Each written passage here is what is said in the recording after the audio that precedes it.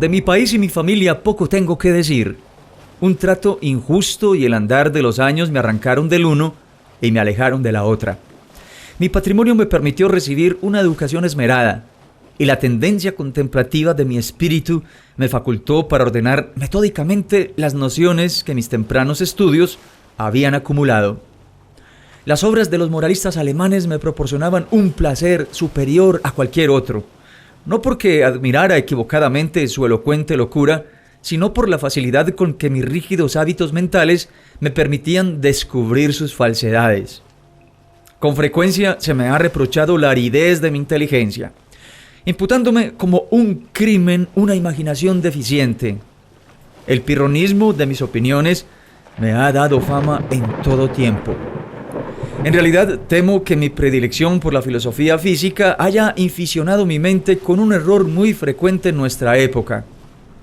Aludo a la costumbre de referir todo hecho, aún el menos susceptible de dicha referencia, a los principios de aquella disciplina.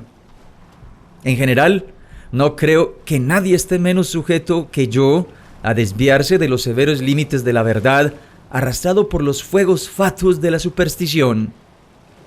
Me ha parecido apropiado hacer este proemio para que el increíble relato que he de hacer no sea considerado como el delirio de una imaginación desenfrenada, en vez de la experiencia positiva de una inteligencia para quien los ensueños de la fantasía son letra muerta y nulidad. Después de varios años pasados en viajes por el extranjero, me embarqué en el puerto de Batavia, capital de la rica y populosa isla de Java, para hacer un crucero al archipiélago de las islas de la Sonda. Me hice a la mar en calidad de pasajero, sin otro motivo que una especie de inquietud nerviosa que me hostigaba como si fuera un demonio. Nuestro excelente navío, de unas 400 toneladas, tenía remaches de cobre y había sido construido en Bombay con teca de Malabar. Llevaba una carga de algodón en rama y aceite procedente de las islas Laquevidas. También teníamos a bordo bonote, melaza, aceite de manteca, cocos y algunos cajones de opio. El arrumaje había sido mal hecho y por lo tanto el barco escoraba. Iniciamos el viaje con muy poco viento a favor y durante varios días permanecimos a lo largo de la costa oriental javanesa sin otro incidente para amenguar la monotonía de nuestro derrotero que el encuentro ocasional con alguno de los pequeños grabs del archipiélago al cual nos encaminábamos. Una tarde, mientras me hallaba apoyado en el coronamiento, observé hacia el noroeste una nube aislada de extraño aspecto. Era notable tanto por su color como por ser la primera que veíamos desde nuestra partida de Batavia. La observé continuamente hasta la puesta del sol, en que comenzó a expandirse rápidamente hacia el este y el oeste, cerniendo el horizonte con una angosta faja de vapor y dando la impresión de una dilatada playa baja. Pronto mi atención se vio requerida por la coloración rojo oscura que presentaba la luna y la extraña apariencia del mar. Operábase en una rápida transformación y el agua parecía más transparente que de costumbre. Aunque me era posible distinguir muy bien el fondo, lancé la sonda y descubrí que había 15 brazas. El aire se había vuelto intolerablemente cálido y se cargaba de exhalaciones en espiral semejantes a las que brotan del hierro al rojo. A medida que caía la noche, cesó la más ligera brisa y hubiera sido imposible concebir calma más absoluta.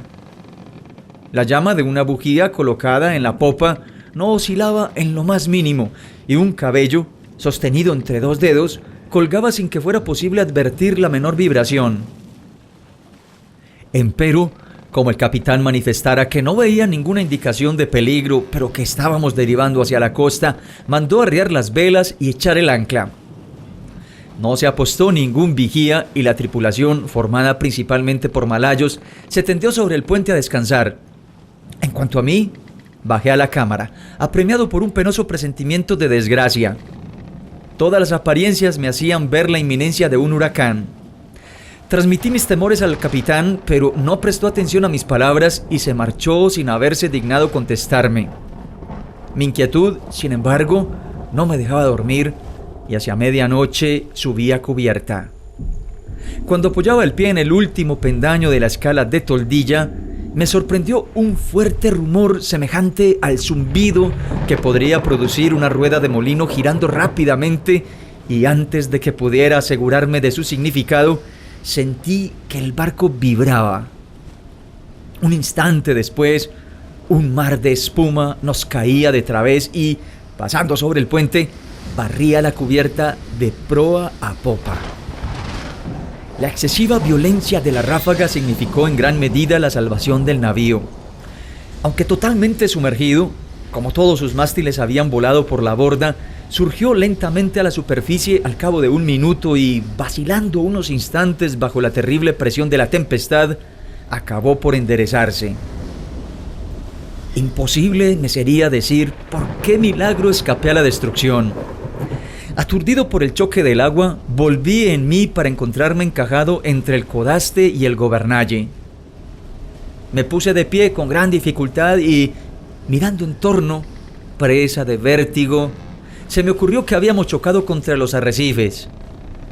Tan terrible e inimaginable era el remolino que formaban las montañas de agua y espuma en que estábamos sumidos. Un momento después oí la voz de un viejo sueco que se había embarcado con nosotros en el momento en que el buque se hacía a la mar. Lo llamé con todas mis fuerzas y vino tambaleándose. No tardamos en descubrir que éramos los únicos supervivientes de la catástrofe.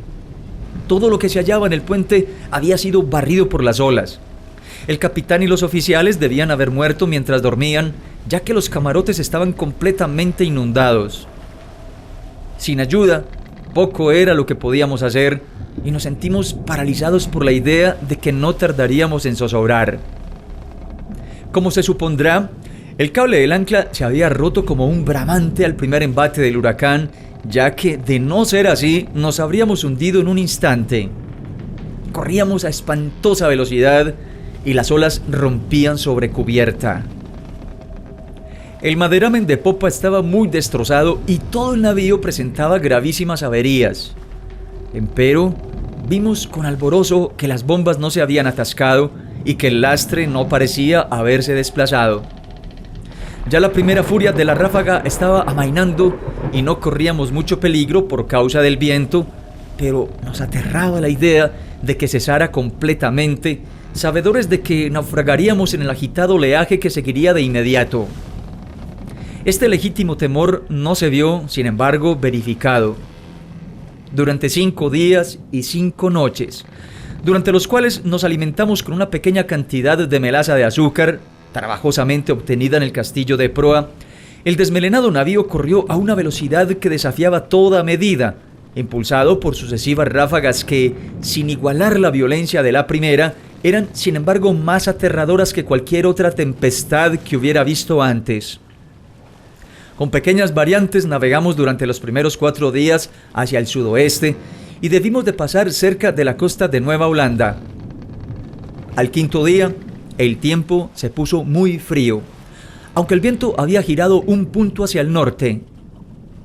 El sol se alzó con una coloración amarillenta y enfermiza y remontó unos pocos grados sobre el horizonte sin irradiar una luz intensa. No se veían nubes y, sin embargo, el viento arreciaba más y más, soplando con furiosas ráfagas irregulares. Hacia mediodía, hasta donde podíamos calcular la hora, el sol nos llamó de nuevo la atención. No daba luz que mereciera propiamente tal nombre, sino un resplandor apagado y lúgubre, sin reflejos, como si todos sus rayos estuvieran polarizados. Poco antes de hundirse en el henchido mar, su fuego central se extinguió bruscamente, como si un poder inexplicable acabara de apagarlo. Solo quedó un aro pálido y plateado, sumergiéndose en el insondable mar. Esperamos en vano la llegada del 6.º día. Para mí, ese día no ha llegado, y para el sueco no llegó jamás. Desde aquel momento quedamos envueltos en profundas tinieblas, al punto que no hubiéramos podido ver nada a 20 pasos del barco. La noche eterna continuó rodeándonos, ni siquiera amenguada por esa brillantez fosfórica del mar a la cual nos habíamos habituado en los trópicos. Observamos además que, si bien la tempestad continuaba con inflexible violencia, no se observaba ya el oleaje espumoso que nos envolvía antes. Alrededor de nosotros todo era horror, profunda oscuridad y un negro desierto de ébano. El espanto supersticioso ganaba poco a poco el espíritu del viejo sueco, y mi alma estaba envuelta en silencioso asombro. Descuidamos toda atención del barco por considerarla ociosa y nos aseguramos lo mejor posible en el tocón del palo de mesana, mirando amargamente hacia el inmenso océano. No teníamos manera de calcular el tiempo y era imposible deducir nuestra posición. Advertíamos, sin embargo, que llevábamos navegando hacia el sur una distancia mayor que la recorrida por cualquier navegante, y mucho nos asombró no encontrar los habituales obstáculos de hielo. Entretanto, cada minuto amenazaba con ser el último de nuestras vidas, y olas grandes como montañas se precipitaban para aniquilarnos. El oleaje sobrepasaba todo lo que yo había creído. Solo por milagro no zozobrábamos a cada instante. Mi compañero aludió a la ligereza de nuestro cargamento, recordándome las excelentes cualidades del barco. Yo no podía dejar de sentir la total inutilidad de la esperanza y me preparaba tristemente a una muerte que, en mi opinión, no podía ya demorarse más de una hora, puesto que a cada nudo que recorríamos, el oleaje de aquel horrendo mar tenebroso se volvía más y más violento. Por momentos jadeábamos en procura de aire, remontados a una altura superior a la del albatros, y en otros nos mareaba la velocidad del descenso a un infierno líquido donde el aire parecía estancado y ningún sonido turbaba el sueño del kraken. Nos hallábamos en la profundidad de uno de esos abismos cuando un súbito clamor de mi compañero se alzó horriblemente en la noche. ¡Mire! ¡Mire!, me gritaba al oído. ¡Dios todopoderoso, mire! Mientras hablaba, advertí un apagado resplandor rojizo que corría por los lados del enorme abismo donde nos habíamos hundido, arrojando una incierta lumbre sobre nuestra cubierta. Alzando los ojos, contemplé un espectáculo que me heló la sangre.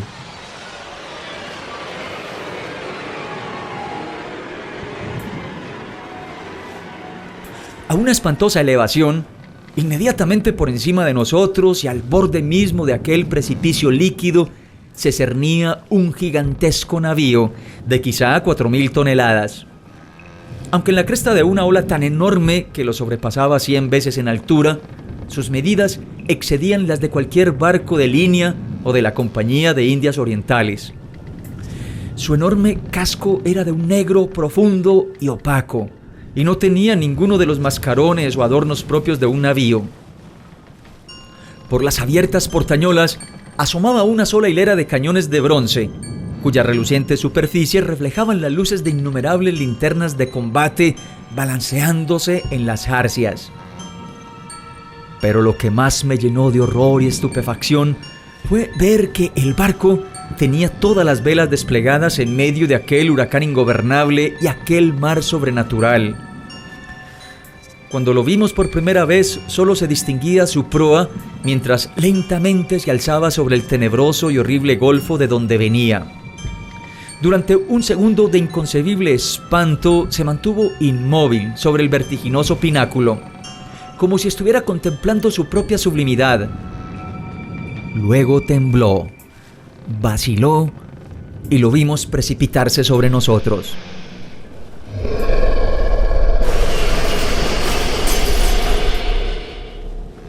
No sé qué repentino dominio de mí mismo ganó mi espíritu en aquel instante. Retrocediendo todo lo posible, esperé sin temor la catástrofe que iba a aniquilarnos. Nuestro barco había renunciado ya a luchar y se estaba hundiendo de proa.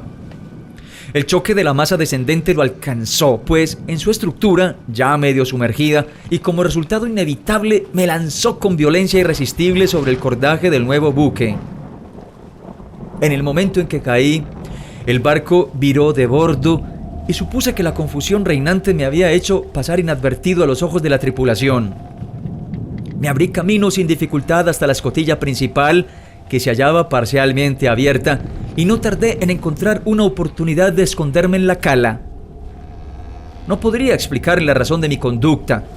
Quizás se debiera al sentimiento de temor que desde el primer momento me habían inspirado los tripulantes de aquel buque. No me atrevía a confiarme a individuos que, después de la rápida ojeada que había podido echarles, me producían tanta extrañeza como duda y aprensión. Me pareció mejor, pues, buscar un escondrijo en la cala. Pronto lo hallé removiendo una pequeña parte del armazón movible, de manera de asegurarme un lugar adecuado entre las enormes cuadernas del navío. Apenas había completado mi trabajo cuando unos pasos en la cala me obligaron a hacer uso del mismo. Desde mi refugio vi venir a un hombre que se movía con pasos débiles e inseguros. No le vi la cara, pero pude observar su apariencia general. En toda su persona se notaban las huellas de una avanzada edad. Le temblaban las rodillas bajo el peso de los años y su cuerpo parecía agobiado por aquella carga. Hablaba consigo mismo, murmurando en voz baja y entrecortada unas palabras de un idioma que no pude comprender, y anduvo tanteando en un rincón entre una pila de singulares instrumentos y viejas cartas de navegación. En su actitud había una extraña mezcla del mal humor de la segunda infancia con la solemne dignidad de un dios. Por fin volvió a subir al puente y no lo vi más. Un sentimiento para el cual no encuentro nombre se ha posesionado de mi alma. Es una sensación que no admite análisis, frente a la cual las lecciones de tiempos pasados no me sirven y cuya clave me temo que no será dada por el futuro. Para una mente constituida como la mía, esta última consideración es un tormento. Sé que nunca llegaré a conocer la naturaleza de mis concepciones. Y sin embargo no es de asombrarme que esas concepciones sean indefinidas, puesto que se originan en fuentes tan extraordinariamente nuevas. Un nuevo sentido, una nueva entidad se incorpora a mi alma. Hace ya mucho que subí por primera vez al puente de este terrible navío y pienso que los rayos de mi destino se están concentrando en un foco. Hombres incomprensibles, envueltos en meditaciones cuya especie no alcanzo a adivinar, pasan a mi lado sin reparar en mí. Ocultarme es una completa locura, pues esa gente no quiere ver. Hace apenas un instante que pasé delante de los ojos del segundo. No hace mucho que me aventuré en el camarote privado del capitán y tomé de allí los materiales con que escribo esto y lo que antecede. De tiempo en tiempo seguiré redactando este diario. Cierto que puedo no encontrar oportunidad de darlo a conocer al mundo, pero no dejaré de intentarlo. En el último momento, encerraré el manuscrito en una botella y lo arrojaré al mar. Un incidente ocurrido me ha dado nuevos motivos de meditación. ¿Ocurren estas cosas por la operación de un azar ingobernado? Había subido a cubierta y estaba tendido, sin llamar la atención, en una pila de frenillos y viejas velas depositadas en el fondo de un bote. Mientras pensaba en la singularidad de mi destino, iba pintarrajeando inadvertidamente, con un pincel lleno de brea, los bordes de un ala de trinquete que aparecía cuidadosamente doblada sobre un barril a mi lado. La vela está ahora tendida y los toques irreflexivos del pincel se despliegan formando la palabra descubrimiento. En este último tiempo he hecho muchas observaciones sobre la estructura del navío. Aunque bien armado, no me parece que se trate de un barco de guerra. Sus jarcias, construcción y equipo contradicen una suposición semejante. Puedo percibir fácilmente lo que el barco no es. Me temo que no puedo decir lo que es. No sé cómo, pero al escrutar su extraño modelo y su tipo de mástiles, su enorme tamaño y su extraordinario velamen, su proa severamente sencilla y su anticuada popa, por momentos cruza por mi mente una sensación de cosas familiares, y con esa imprecisa sombra de recuerdo se mezcla siempre una inexplicable remembranza de antiguas crónicas extranjeras y de edades remotas. estuve mirando el maderamen del navío. Está construido con un material que desconozco. Hay en la madera algo extraño que me da la impresión de que no se aplica al propósito a que ha sido destinada. Aludo a su extrema porosidad, que no tiene nada que ver con los daños causados por los gusanos, lo cual es consecuencia de la navegación en estos mares y con la podredumbre resultante de su edad. Parecerá quizá que esta observación es excesivamente curiosa, pero dicha madera tendría todas las características del roble español si el roble español fuera dilatado por medios artificiales. Al leer la frase que antecede, viene a mi recuerdo un extraño dicho de un viejo lobo de mar holandés. Tan seguro es, afirmaba siempre que alguien ponía en duda su veracidad, como que hay un mar donde los barcos crecen como el cuerpo viviente de un marino. Hace unas horas me mostré lo bastante osado como para mezclarme con un grupo de tripulantes. No me prestaron la menor atención y, aunque me hallaba en medio de ellos, no dieron ninguna señal de haber reparado en mi presencia. Al igual que el primero que había visto en la cala, todos mostraban señales de una avanzada edad. Sus rodillas achacosas temblaban, sus hombros se doblaban de decrepitud, su piel arrugada temblaba bajo el viento. Hablaban con voces bajas, trémulas, quebradas. En sus ojos brillaba el humor de la vejez y sus grises cabellos se agitaban terriblemente en la tempestad. Alrededor, en toda la cubierta, yacían esparcidos instrumentos matemáticos de la más extraña y anticuada construcción. Mencioné hace algún tiempo que un ala del trinquete había sido izada.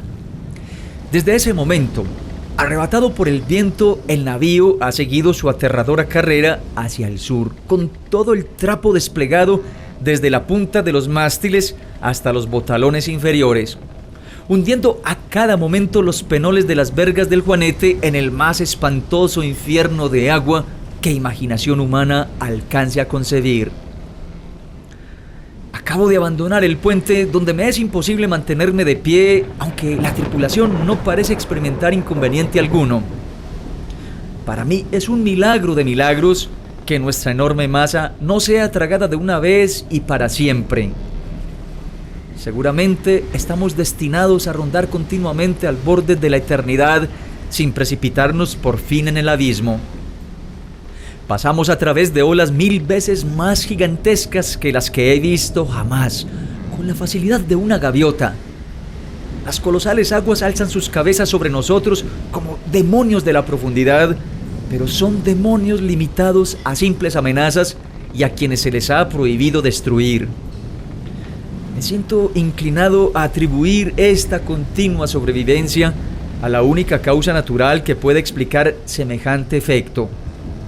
Supongo que el barco está sometido a la influencia de alguna poderosa corriente o de una impetuosa resaca. He visto al capitán cara a cara en su propia cabina, pero, como lo suponía, no me prestó la menor atención. Aunque para un observador casual nada hay en su apariencia que pueda parecer por encima o por debajo de lo humano, un sentimiento de incontenible reverencia y temor se mezcló al asombro con que lo contemplaba. Tiene casi mi estatura, es decir, 5 pies, 8 pulgadas. Su cuerpo es proporcionado y sólido, sin ser especialmente robusto ni destacarse en nada. Mas la singularidad de su expresión, la intensa, la asombrosa, la estremecedora evidencia de una vejez tan grande, tan absoluta, dominó mi espíritu con una sensación, con un sentimiento inefable.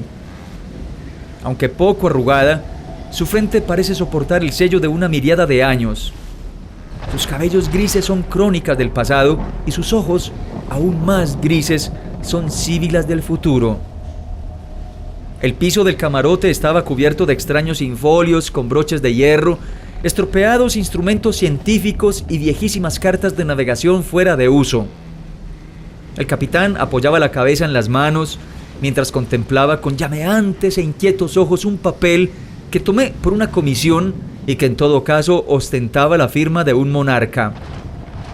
Murmuraba para sí mismo, como lo había hecho el primer marinero a quien vi en la cala, palabras confusas y malhumoradas en un idioma extranjero y, aunque estaba a un paso de mí, su voz parecía llegar a mis oídos desde una milla. El barco y todo lo que contiene está impregnado por el espíritu de la vejez. La tripulación se desliza de aquí para allá, como los fantasmas de siglos sepultados. Sus ojos reflejan un pensar ansioso e intranquilo, y cuando sus dedos se iluminan bajo el extraño resplandor de las linternas de combate, me siento como no me he sentido jamás, aunque durante toda mi vida me interesaron las antigüedades y me saturé con las sombras de rotas columnas de Baalbek, en Tándor, en Persépolis, hasta que mi propia alma se convirtió en una ruina. Al mirar en torno, me avergüenzo de mis anteriores aprensiones. Si temblé ante el huracán que nos ha perseguido hasta ahora, ¿cómo no quedar transido de horror frente al asalto de un viento y un océano para los cuales las palabras tornado y tempestad resultan triviales e ineficaces? En la vecindad inmediata del navío reina la tiniebla de la noche eterna y un caos de agua sin espuma. Pero a una legua, a cada lado, alcanzan a verse a intervalos y borrosamente gigantescas murallas de hielo que se alzan hasta el desolado cielo y que parecen las paredes del universo. Tal como imaginaba. No hay duda de que el navío está en una corriente, si cabe dar semejante nombre a una marea que, aullando y clamando entre las paredes de blanco hielo, corre hacia el sur con la resonancia de un trueno y la velocidad de una catarata cayendo a pico. Supongo que es absolutamente imposible concebir el horror de mis sensaciones. Sin embargo, sobre mi desesperación predomina la curiosidad de penetrar en los misterios de estas horribles regiones y me reconcilia con la más atroz apariencia de la muerte. Es evidente que nos precipitamos hacia algún apasionante descubrimiento, un secreto incomunicable cuyo conocimiento entraña la destrucción. Quizás esta corriente nos lleva hacia el Polo Sur mismo. Preciso es confesar que una suposición tan desorbitada en apariencia tiene todas las probabilidades a su favor.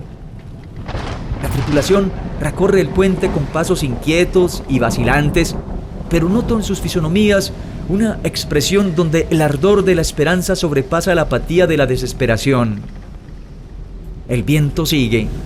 Entretanto, de popa, y como llevamos desplegadas todas las velas, hay momentos en que el barco se ve levantado sobre el mar.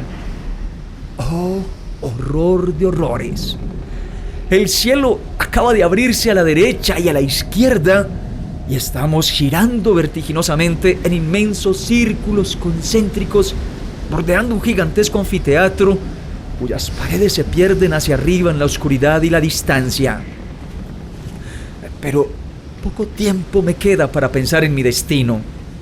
Los círculos se están reduciendo rápidamente. Nos precipitamos en el torbellino y entre el rugir, el aullar y el tronar del océano y la tempestad, el barco se estremece. ¡Oh, Dios! Y se hunde. Nota: el manuscrito hallado en una botella se publicó por primera vez en 1831. Pasaron muchos años antes de que llegaran a mi conocimiento los mapas de Mercator, en los cuales se representa al océano como precipitándose por 4 bocas en el Golfo Polar Norte para ser absorbido por las entrañas de la Tierra. El polo aparece representado por una roca negra que se eleva a una altura prodigiosa. Edgar Allan Poe.